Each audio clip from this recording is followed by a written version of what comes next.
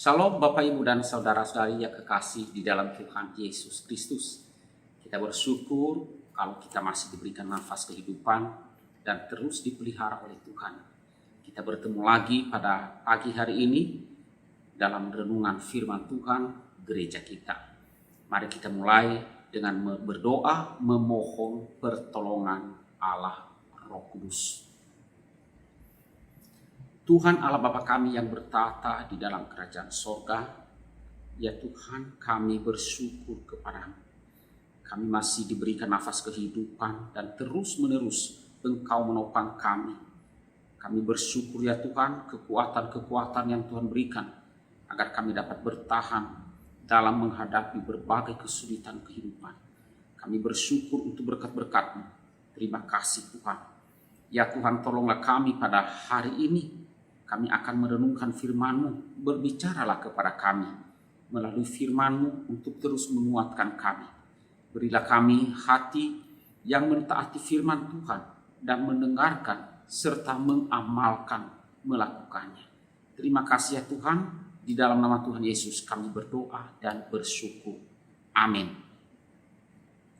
Bapak Ibu dan saudara-saudari yang kekasih di dalam Tuhan Yesus Kristus, firman Tuhan yang akan kita renungkan pada pagi hari ini saya ambil di dalam Roma pasal 5 ayat 1 sampai 11. Firman Tuhan berbunyi demikian. Sebab itu, kita yang dibenarkan karena iman, kita hidup dalam damai sejahtera dengan Allah, oleh karena Tuhan kita Yesus Kristus. Oleh Dia, kita juga beroleh jalan masuk oleh iman kepada kasih karunia ini. Di dalam kasih karunia ini kita berdiri, dan kita bermegah dalam pengharapan akan menerima kemuliaan Allah. Dan bukan hanya itu saja, kita malah bermegah juga dalam kesengsaraan kita, karena kita tahu bahwa kesengsaraan itu menimbulkan ketekunan. Dan ketekunan menimbulkan tahan uji, dan tahan uji menimbulkan pengharapan. Dan pengharapan tidak mengecewakan, karena kasih Allah telah dicurahkan di dalam hati kita oleh Roh Kudus yang telah dikaruniakan kepada kita. Karena waktu kita masih lemah, Kristus telah mati untuk kita orang-orang durhaka pada waktu yang ditentukan oleh Allah. Sebab tidak mudah seorang mau mati untuk orang yang benar, tetapi mungkin untuk orang yang baik ada orang yang berani mati. Akan tetapi, Allah menunjukkan kasih-Nya kepada kita, oleh karena Kristus telah mati untuk kita ketika kita masih berdosa. Lebih-lebih, karena kita sekarang telah dibenarkan oleh darah-Nya, kita pasti akan diselamatkan dari murka Allah. Sebab jikalau kita, ketika masih seteru, diperdamaikan dengan Allah oleh kematian anak-Nya, lebih-lebih kita, yang sekarang telah diperdamaikan, pasti akan diselamatkan oleh hidup-Nya. Dan bukan hanya itu saja, kita malah bermegah dalam Allah oleh Yesus Kristus, Tuhan kita. Sebab oleh Dia kita telah menerima pendamaian itu. Dan yang menjadi fokus renungan kita pada pagi hari ini adalah di dalam ayatnya yang ketiga. Saya baca sekali lagi, yaitu kita malah bermegah juga dalam kesengsaraan kita, karena kita tahu bahwa kesengsaraan itu menimbulkan ketekunan. Bapak, Ibu, dan saudara-saudari yang kekasih dalam Tuhan, saya memberikan judul pada pagi hari ini adalah bermegah dalam kesengsaraan. Nah, saudaraku, banyak orang tidak memahami atau tidak mengerti dengan kekristenan. Mengapa demikian? Karena bagi mereka orang Kristen itu adalah aneh. Ajaran Kristen itu adalah ajarannya seperti aneh. Karena apa? Karena orang Kristen itu diajar supaya siap menderita sebagai konsekuensi untuk mengikut Tuhan Yesus. Nah, orang Kristen harus selalu siap memikul salibnya. Nah, inilah yang sulit difahami oleh orang yang belum percaya. Orang yang belum percaya akan melihatnya sebagai sesuatu kebodohan demi Kristus mau menderita. Nah, saudara-saudaraku yang kekasih di dalam Tuhan, dan kita pun sebagai murid-murid Kristus, kalau mau jujur, sesungguhnya tidak sepenuhnya kita memahami pengertian ini. Di tengah bagaimana kita bisa disuruh bermegah di tengah kesengsaraan dan penderitaan kita. Saudara, Alkitab justru menyuruh kita untuk apa? Bersukacita dan mengucap syukur dalam segala hal. Dan Rasul Paulus bahkan mengajarkan untuk apa? Bermegah dalam kesengsaraan. Saudara-saudaraku yang kasih Tuhan, pertanyaannya, ini bagaimana mungkin dalam kesulitan, di dalam masalah, di dalam kesengsaraan dan penderitaan sakit penyakit dikatakan bermegah dalam kesengsaraan? Ini sesuatu yang aneh. Saudara, kita sedang bingung, limbung menghadapi kesengsaraan yang kita alami.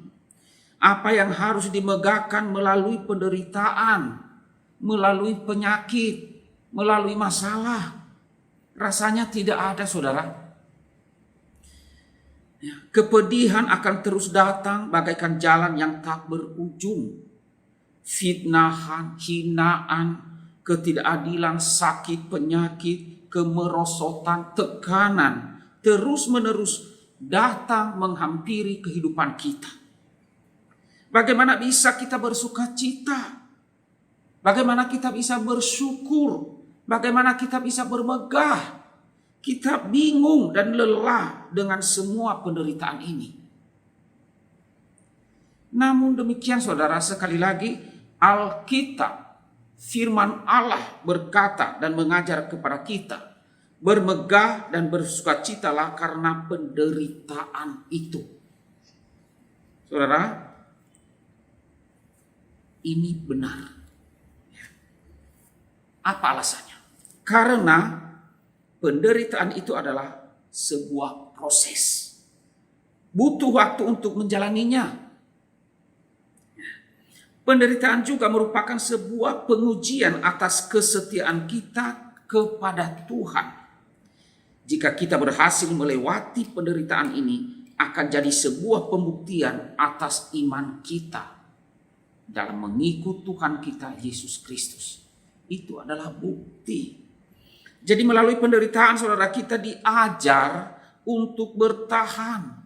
Kita diajar sabar, tabah. Dan kita berharap kita ditumbuhkan rasa empati terhadap orang lain yang juga menderita. Kita belajar taat melalui penderitaan, melalui kesengsaraan yang kita alami. Jadi ketika kita dalam kesengsaraan, ya nikmati saja prosesnya.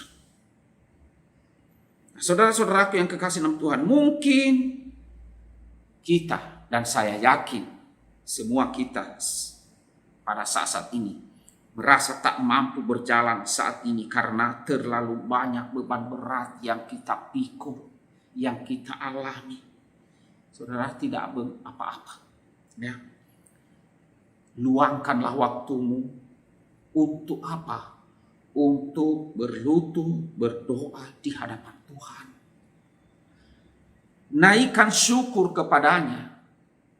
Bersyukurlah kepada Tuhan dan naikkanlah permohonan. Mohonkanlah, doakanlah kepadanya segala hal yang sedang terjadi, yang sedang dialami, betapa beratnya, dan mohon kekuatan dari Tuhan agar kita diberikan kekuatan untuk menanggulangi dan untuk bisa tetap setia, diberikan kekuatan untuk bisa berjalan mengiring Tuhan. Bicaralah kepada Tuhan kita Yesus Kristus di dalam doamu. Minta kekuatan kepadanya. Jangan ragu untuk menyampaikan segala keluh kesah, segala isi hati Anda, apapun yang Anda alami sekarang ini. Nah, saudara-saudaraku yang kekasih dalam Tuhan Yesus Kristus, saya berharap agar kasih Tuhan Yesus melingkupi kita semuanya. Saya berharap biarlah kehadirannya menenangkan hidup kita, memberikan kita damai sejahtera. Dia selalu menemani kita melewati hari-hari yang kita lewati, yang penuh dengan masalah penderitaan. Menemani kita melewati proses ini. Ini bukan proses hari, tetapi proses sepanjang hidup kita. Dan Tuhan Yesus selalu setia dan selalu ada bersama-sama dengan kita, berjalan bersama dengan kita. Kiranya Tuhan memberkati saudara dan saya. Amin. Mari kita berdoa. Tuhan Allah Bapa kami yang bertata di dalam kerajaan surga, kami bersyukur kepadamu ya Tuhan. Karena Engkau Allah yang baik bagi setiap kami. Engkau telah menunjukkan kasih dan kesetiaan dengan memberikan dirimu melalui Tuhan kami Yesus Kristus yang telah rela disalibkan bagi kami orang-orang yang berdosa. Terima kasih Tuhan, melalui firman-Mu pada pagi hari ini, kembali kami disuruh, diajar untuk bermegah di dalam penderitaan dan kesengsaraan. Bermegah bukan karena kekuatan kami, tetapi bermegah oleh karena Tuhan kami Yesus Kristus. Tuhan, tolonglah kami. Pengajaran ini sulit bagi kami sebagai manusia untuk bisa menerima. Bagaimana mungkin bisa bermegah, bagaimana mungkin bisa bersyukur jika sedang di dalam penderitaan dan kesusahan. Tetapi inilah kebenaran yang sejati, yaitu firman-Mu mengajarkan demikian bagi kami. Karena itu tolonglah kami ya Tuhan untuk benar-benar terus belajar. Karena melalui ini semuanya Engkau sedang mengajar kami untuk tabah, untuk sabar, untuk tekun di dalam penderitaan kami sebagai ujian atas kesetiaan kami mengikut Engkau. Tuhan, tolonglah kami. Hamba berdoa bagi seluruh jemaat pada hari ini Tuhan. Kiranya Engkau yang terus menopang dan memelihara. Demikian juga cukupkanlah kebutuhan. Yang sakit, ulurkanlah tangan-Mu yang berkuasa untuk menjamah dan menyembuhkan. Yang sedang sedih, hiburkanlah Tuhan. Dan yang sedang dalam kekurangan, kiranya Tuhan cukupkan. Tuhan tolonglah kiranya. Terima kasih Bapa di surga. Berkatilah pekerjaan setiap jemaat. Usaha-usaha mereka kiranya Tuhan peliharakan agar tetap bisa berjalan. Terima kasih ya Tuhan. Inilah doa kami di dalam nama Tuhan Yesus Kristus. Kami berdoa, kami bersyukur. Amin.